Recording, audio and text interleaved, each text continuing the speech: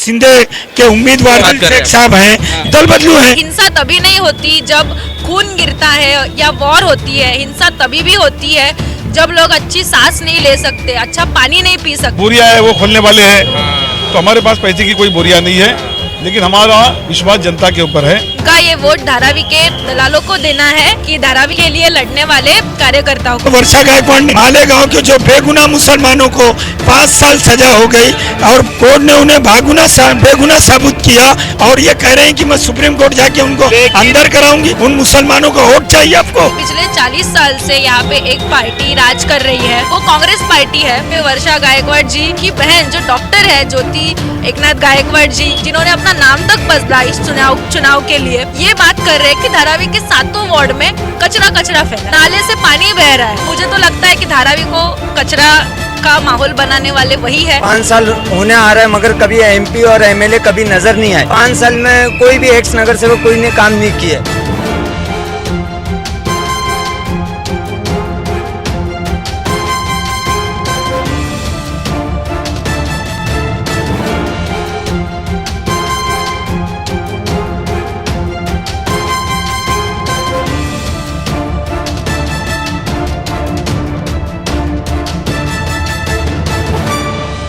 आफाक अहमद और आप देख रहे हैं न्यूज़ जनरेशन इंडिया। जिस तरह से आपने देखा कि लाल सलाम का यहाँ पर लाल स्टेज लगा था और तमाम लोगों ने लाल बातें की और ऐसी लाल बातें की कि जो लोग सुने होंगे उनकी खुद लाल हो गई होगी। लेकिन उस लाल के साथ जिस तरह से ये धारावी के लालों ने जो बात कही है उस बात को आपको समझना होगा। अगर आप अपना वोट किसी और को देते हैं तो शायद आपका वोट बर्बाद हो जाएगा। इससे बेहतर है कि आप अपना वोट नोटा पे मार दें, लेकिन किसी ऐसे पार्टी या ऐसे लोगों को ना दें जो आपके बर्बादी का कारण बन जाए।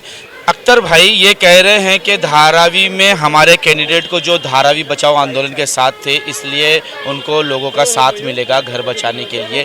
क्या यही वादा तो सारे कैंडिडेट कर रहे हैं? यही वादा तो बीजेपी कर रही है, यही वादा तो शिंदेगढ़ भी कर रहा है। तो कैसे आप अपने वोटों को निकालोगे और अपनी सीट को जिताओगे? देखिए, ये आप बराबर बोल रहे हैं कि सभी लोग वादा कर रहे हैं, लेकिन उनमें जो उनकी सोच है, जो उनकी वो सोच के उस काम को अंजाम देना चाहते हैं, उनकी सोच में और हमारी सोच में फ़र्क है। हम चाहते हैं विकास हो। पहले तो मैं आपको बताता चलूं कि हम विकास के खिलाफ नहीं हैं। हम विकास चाहते हैं, लेकिन विकास धारावी के लोगों का होना चाहिए, ना कि विकास अडानी का होना चाहिए।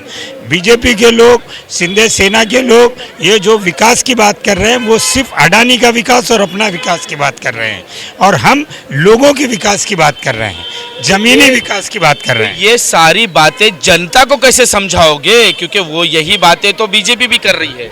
नहीं, बीजेपी, जनता बहुत समझदार है, जनता हर एक चीज़ को समझती है। मैं आपको ये बताता चलूं कि अभी आप जैसे विकास की बात कर रहे हैं, अभी कुछ लोगों ने दल बदल का भी काम किया है और ये लोग कल तक चिल्लाते थे कि धर्म हमारा इनसे खतरे में है।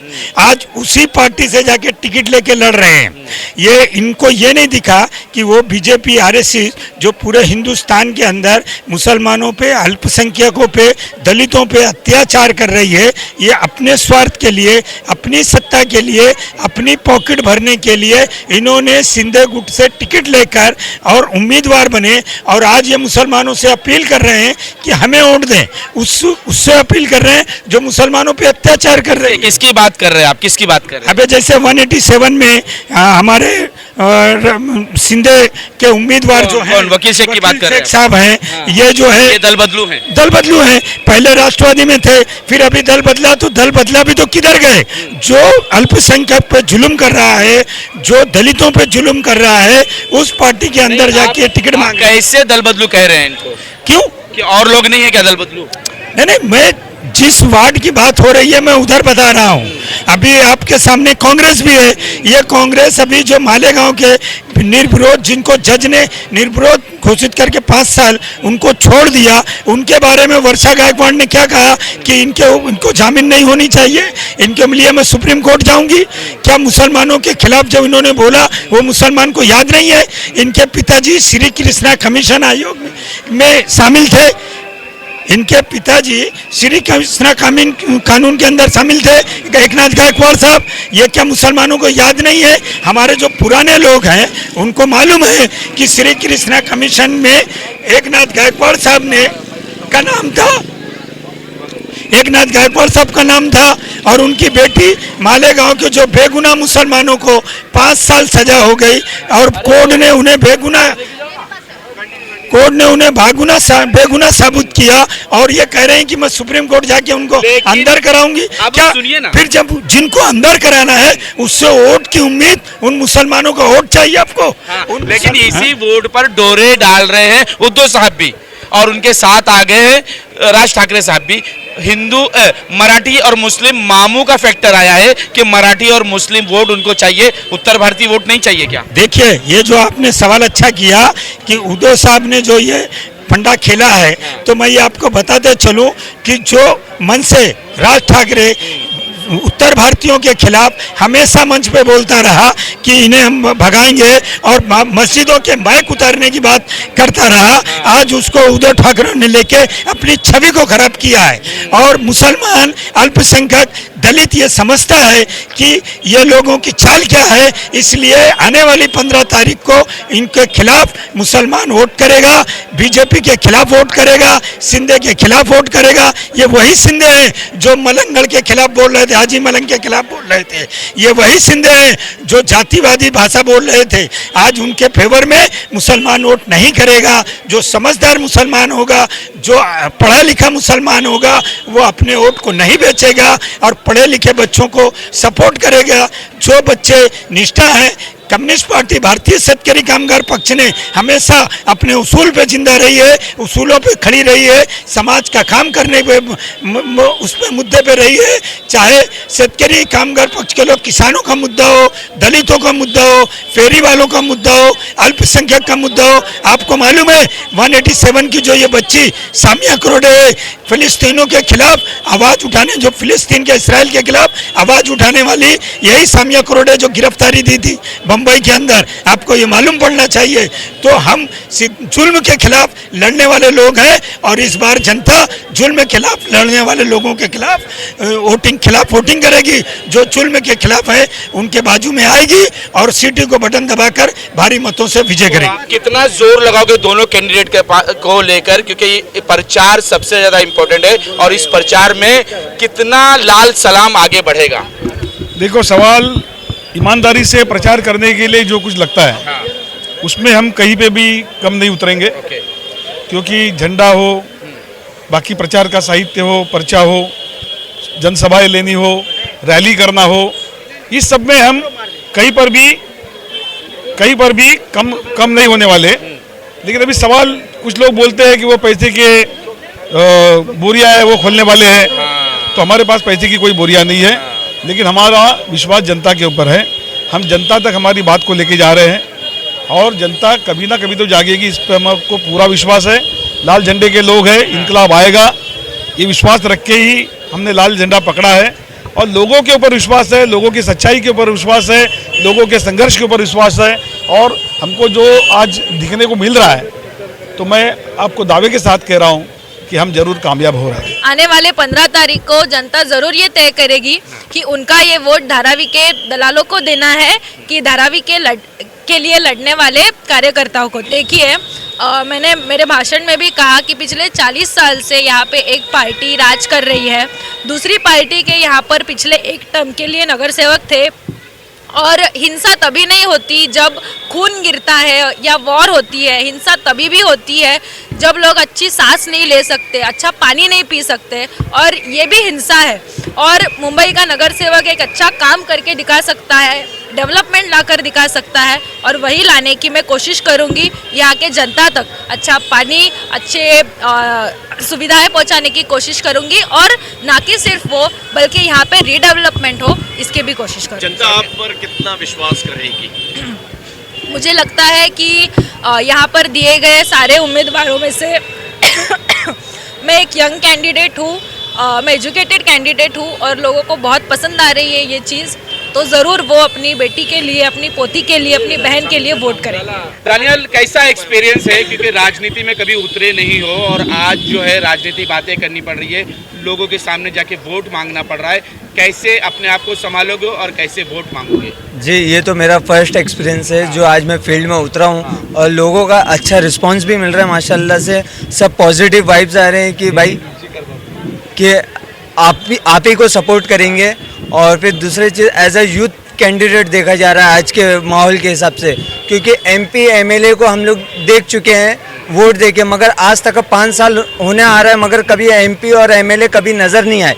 और रही ये बात, एक्स नगर सेवक जितने भी हैं, आज इतिहास गवाह है, सब लोग गवाही दे रहे हैं कि भाई 5 साल में कोई भी एक्स नगर सेवक कोई ने काम नहीं किया है। आज जिस तरीके से आपने ये प्रचार सभा, जाहिर सभा ली है और सामिया कोडे और दानिश फारूकी जो है आपके कैंडिडेट धारावी के अंदर है, लेकिन सबसे बड़ी बात ये है कि धारावी को बचाने वाले आपके साथ में जो थे वो आपको छोड़ करके अलग अलग पालों पर, अलग अलग पार्टियों में खड़े हैं और सारे ही लोग धारावी बचाने के नाम पर वोट मांग रहे हैं। जनता कंफ्यूज है कि वोट किसको दिया जाए। कोई कंफ्यूज नहीं है। धारावी बचाओ आंदोलन के अंदर जो लोग जमीनी लड़ाई लड़ने वाले हैं, साम्या कोरडे ये धारावी बचाओ आंदोलन के अंदर जमीनी लड़ाई लड़ रही थी। दानियल फारूकी जो है ये जमीनी लड़ाई लड़ रहा था। ये जमीनी लड़ाई लड़ने वाले 2 सच्चे कार्यकर्ताओं को, जो एजुकेटेड लोग हैं, एडवोकेट है, एमबीए है, ऐसे लोगों को हमने यहाँ से हमारा उम्मीदवार बनाया है। बाकी लोग के उम्मीदवार जो है धारावी बचाओ आंदोलन के जमीनी कार्यकर्ता नहीं है। आप यानी चाहते हैं कि जो बीजेपी चाहती है कि यहाँ का महापौर मुसलमान हो, वही करना चाहते हैं क्या? बीजेपी कभी नहीं चाहेगी कि यहाँ का मुसलमान महापौर मुसलमान हो, ये कभी नहीं चाहेगी। ये तो आप चाह रहे हैं? धंधा है। हम चाहते हैं कि पिछड़ा वर्ग, दलित, जिस तरीके से बाबा साहब अम्बेडकर का संविधान हर व्यक्ति को ऊपर लाने की बात करता है, इसी तरीके से हम शेतकरी कामगार पक्ष के लोग, लाल बॉर्डर के लोग चाहते हैं कि मजदूर का बच्चा मेयर बने, मजदूर का बच्चा कुर्सी में बैठे, वो अल्पसंख्यक का बच्चा हो, दलित का बच्चा हो, ताकि ये विकास कर सके, दलितों की हक की लड़ाई लड़ सके, अल्पसंख्यकों की हक की लड़ाई लड़ सके। हम ऐसे बच्चों को मेयर में देखना चाहते हैं। सामिया, जिस तरह से पूरे सालों तुम यहाँ पर घूम रही हो, वार्ड में धारावी बचाओ आंदोलन के साथ भी घूम रहे हो, कितनी दिक्कतें लोगों के साथ आ रही है और उन दिक्कतों को तुम कैसे फेस करोगे और कैसे लोगों को जो है उन 40 साल वालों से खींच के अपनी तरफ लाओगी? लोग जो है एक पॉइंट के बाद उन तंग हो जाते हैं कि वही मुद्दे, वही प्रॉब्लम्स है। हम वही बोल रहे हैं कि जिन्होंने 40 साल यहाँ पर राज किया है वो कांग्रेस पार्टी है। उनके यहाँ पे एकनाथ जी गायकवाड़ थे खासदार, उनकी बेटी फिर यहाँ पे वर्षा गायकवाड़ जी आमदार थी, अभी खासदार है। अभी उनकी बहन जो डॉक्टर है ज्योति एकनाथ गायकवाड़ जी, जिन्होंने अपना नाम तक बदला इस चुनाव के लिए, आज वो पूरे धारावी में ये बात कर रहे हैं कि धारावी के 7 वार्ड में कचरा फैला है, नाले से पानी बह रहा है। तो 2 मिनट उन्होंने सोचना चाहिए कि हम ही तो है यहाँ के सारे करता धरता, हम ही तो है जो ये सब कर सकते हैं। उल्टा उन्होंने भाषण में ये बोलना चाहिए कि हमने ये लाया, वो बदलाव लाया, हम 7 सीट जीत कर आएंगे। वही। और मुझे तो लगता है कि धारावी को कचरा का माहौल बनाने वाले वही है और लोग भी ये देखते हैं, सोचते हैं, इसके खिलाफ वोट करेंगे। आपका मैनिफेस्टो क्या है यहाँ पे और किस हमारा आप यहाँ पे चुनाव प्रचार? हमारा मैनिफेस्टो एकदम स्पष्ट है कि धारावी बचाओ आंदोलन का जो हमारा मांग है, उस मांग को आगे लेके जाना। धारावी में सभी को घर के बदले घर और दुकान के बदले दुकान मिलना चाहिए और धारावी में विकास जो है वो जनता के हित में होना चाहिए, ये हमारा एजेंडा है।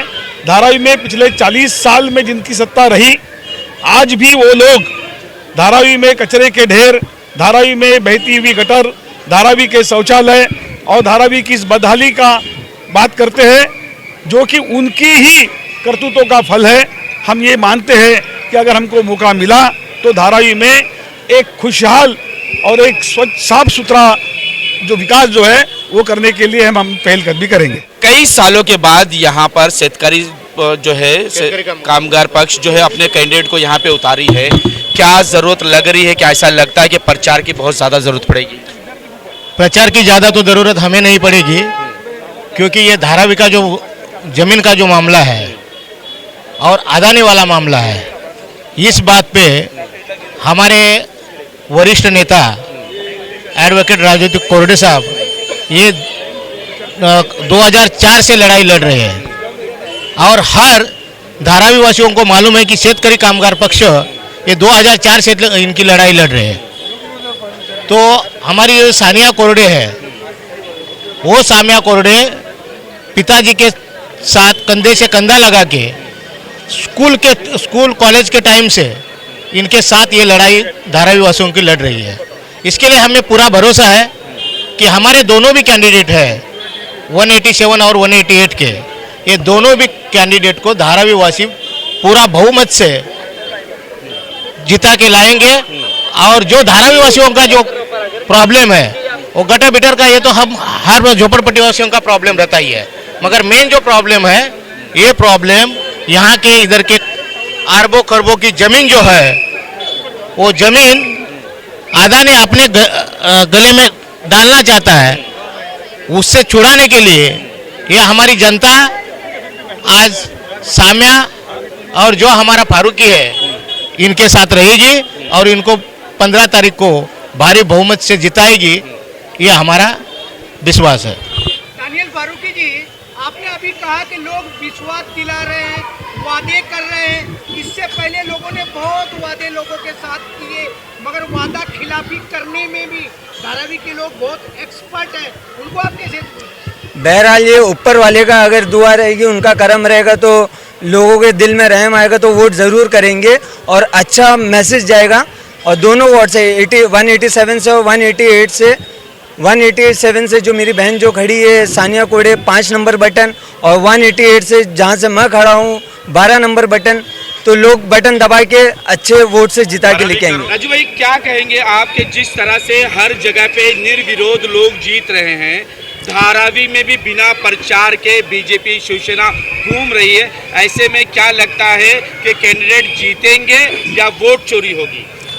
मुझे पूरा विश्वास है जनता के ऊपर, मुझे पूरा विश्वास है हमारी ईमानदारी के ऊपर, हमको पूरा विश्वास है हमारे संघर्ष के ऊपर, हमको पूरा विश्वास है हमारी विचारधारा के ऊपर, और हमको पूरी उम्मीद है कि जनता इस वक्त जाग गई है और लड़ने वालों को इस वक्त वो वोट देगी और कामयाब। आपको शायद पता नहीं है कि जिन लोगों का नाम आप ले रही हो उनके पास वो अलाउद्दीन का चिराग है कि वो जब घस देते हैं तो धारावी की जनता पूरी मोहित हो जाती है। आपके पास तो ऐसा कोई चिराग भी नहीं है। अलाउद्दीन का चिराग ये कोई हकीकत नहीं है। लोग हकीकत देख के वोट करते हैं और हकीकत को ही वोट करेंगे। जादू मंत्र ये सब झूठ होता है, ऐसा कोई चिराग नहीं होता। असली मुद्दों पर वोट किया जाए। क्या मैसेज? धारावी को ये मैसेज दूंगा कि पढ़े लिखे इंसान को वोट करिए, और न्यू जनरेशन जो अभी यंग लीडर जो आए हुए हैं, हम दोनों भाई और बहन जो उतरे हुए हैं फील्ड में, वो लोग को वोट करिए ज़्यादा से ज़्यादा। राजू कोरडे जी, विश्वास तो बिहार के लोगों को भी बहुत था, 100 के ऊपर विश्वास था, लेकिन क्या हाल हुआ? देखो, लड़ाई लड़ने वाले जो है कितनी बार हार हुई ये नहीं सोचते। लड़ाई लड़ने वाले लोग जो है वो लड़ाई लड़ते रहते हैं और उनको मालूम होता है कि जीत हमारी होने वाली है। युवाओं में तो बहुत ही अच्छा रिस्पांस, क्योंकि एक वेल एजुकेट दोनों कैंडिडेट हैं, तो लोगों ने पसंद भी किया, और वही लोग के हिसाब से हमने फील्ड में उतरा है कि भाई आपको उतरना ज़रूरी है, आप लोग की हमको ज़रूरत है पढ़े लिखे इंसान की। सारे कैंडिडेट पूरे धारावी में हर कोई विकास के नाम पर वोट मांग रहा है, तुम विकास को लेकर क्या कहोगे? विकास के मुद्दे पे ये कहूँगा कि मैं भाई लास्ट हर उसमें सबने देख चुका है कि कितना काम हुआ है, कितना नहीं हुआ है। राजू कोरडे जी, लड़ाई लड़ने वाले आप हो। 40 साल से लोग लड़ाई लड़ ही रहे हैं और धारावी की जनता उनको जिता ही रही है, तो आपको ऐसा कॉन्फिडेंस क्यों आ रहा है कि धारावी की जनता अपने वादे और अपने इरादे बदल देगी? सवाल ये है कि मैंने फिर भी आपको बताया कि हम लड़ने वाले लोग हैं, जीत में हमको उम्मीद है और हमको पूरा यकीन है कि लोग समझ जाएंगे, कभी ना कभी तो समझेंगे, और वो वक्त आ गया है, लोग समझ रहे हैं और वो हमको जरूर कामयाब बनाएंगे। Daniyal Farooqui ji, you are the very educated person. आप किसी नौकरी को कर लेते तो 50,000 60,000 मिल जाते। आपको ये राजनीति का कीड़ा क्यों और कैसे लगा? अभी तो आपको बहुत दूर भविष्य में जाना है। उनके मामू ने दिया। बहरहाल हमारे मामू हैं, उन्होंने वो कमांड वो किया है कि आप आगे बढ़ो, हम लोग आपके साथ हैं। और एक अंकल का सपोर्ट है कि जिन्होंने मुझे टिकट दिया है और हमने नॉमिनेशन फाइल किया है, तो इसलिए पूरी टीम का सपोर्ट सब साथ में है। यही उन्होंने कहा है कि आप हमारे पढ़े लिखे और नौजवान कैंडिडेट को वोट दें ताकि वो आपका और अपना भविष्य बना सके, जिससे धारावी में जो अपात्र पात्र का खेल चल रहा है उस पात्र अपात्र को वो बचा सके और आपके हक की लड़ाई लड़ सके। आज तक के लिए इतना ही। देश विदेशी खबरों के लिए देखते रहे न्यूज़ NSO इंडिया।